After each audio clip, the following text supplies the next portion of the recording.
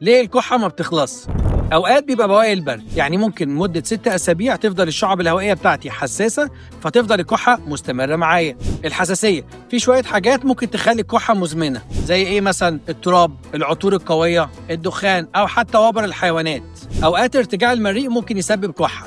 الالتهابات المزمنة، ممكن الجيوب الأنفية تنزل المخاط للحلق وده يعمل كحة برضه. الأزمات الصدرية، في نوع من أنواع الربو بدل ما يعمل ضيق في التنفس يعمل كحة. في أسباب تانية مختلفة زي التهابات البكتيرية، مشاكل الرئة والالتهابات الرئوية، وكمان الأورام.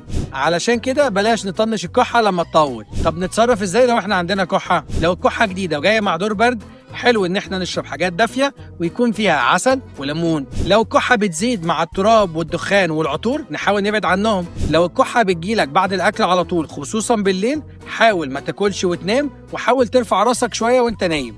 لو فات أسابيع والكحة لسه موجودة والبلغم في دم أو الوزن بيقل أو في حرارة، محتاج تجري على الدكتور.